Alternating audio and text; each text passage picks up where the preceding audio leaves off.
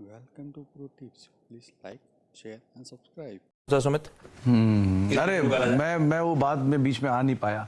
आप गौरांग सर से इंक्वायरी कर रहे थे या ऑफर दे रहे थे?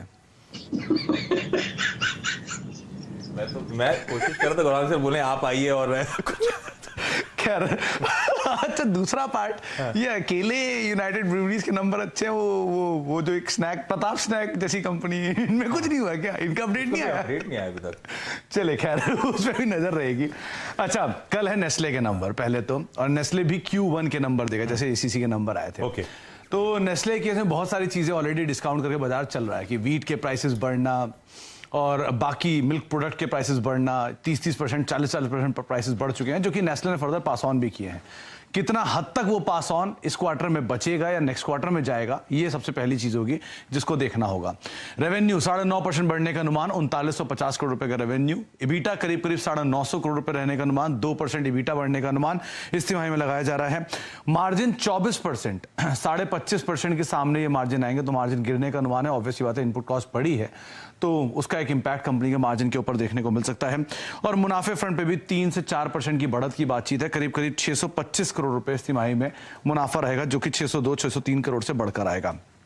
कंपनी ने प्राइस हाइक किया था, ये लगातार ये नोटिफाई करते रहे कि मैगी के दामों को बढ़ाया है इन्होंने। मिल्क बेस्ड प्रोडक्ट्स जो हैं कंपनी के, उसके अंदर भी इन्होंने प्राइस पे हाइक किया है। तो वो प्राइस हाइक पूरी तरह से इनपुट कॉस्ट का इंपैक्ट झेल पाया है या वो फर्दर पास ऑन करेंगे, ये एक कमेंट्री के अंदर आता हुआ दिखाई पड़ेगा। दूसरा 2-3 चीजें और हैं। लोअर एड स्पेंडिंग की है मार्जिन को इंटैक्ट रखने के लिए, तो उससे भी कुछ हद तक कॉस्ट की जो प्रेशर था उसको ईज आउट किया है कंपनी ने इस क्वार्टर के अंदर। वो भी देखना होगा कि गोइंग फॉरवर्ड उसे बढ़ाएंगे या नहीं। प्राइस हाइक का इंपैक्ट कितना वॉल्यूम के ऊपर होता है, ये एक और चीज है जिसके ऊपर बाजार कीनली नजर रखेगा। और मार्जिन का ट्रेंड, क्योंकि लगातार पिछले अगर 4 क्वार्टर के नंबर्स देखेंगे तो मार्जिन के ट्रेंड ट्रेजेक्टरी जो है मोलेस फ्लैट टू नेगेटिव बायस के साथ चलते हुए दिखाई पड़ रहे। तो यहाँ पे कमेंट्री जो होगी वो काफी क्रूशियल रहने वाली है नेस्ले के नंबर्स के लिए। अच्छा दूसरे नंबर आने वाले हैं HCL टेक के, और HCL टेक के केस में बहुत सारी चीजें रीसेंट बड़ी और छोटी आईटी कंपनियों के नंबर्स के बाद क्लियर होते हुए दिखाई पड़ी हैं। पहले नंबर्स, डॉलर रेवेन्यू करीब 1.5% बढ़ने का अनुमान इस तिमाही में लगाया जा रहा है। रुपी रेवेन्यू 2% के आसपास, 60 बेसिस पॉइंट बाकी सभी कंपनियों को भी टेलविंड मिला, यहां पर भी करीब 60 बेसिस पॉइंट के आसपास का टेलविंड आता हुआ दिखाई पड़ सकता है। एबिट फ्रंट पर 4162 करोड़ एबिट, जहां सबके एबिट मार्जिन में गिरावट थी, एबिट में नहीं थी, इनके एबिट के अंदर भी थोड़ा बहुत प्रेशर आएगा।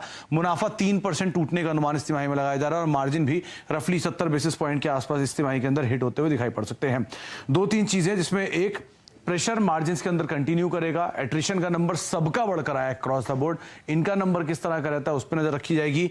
सिर्फ 2% के आसपास ही कांस्टेंट करेंसी ग्रोथ रहने का अनुमान।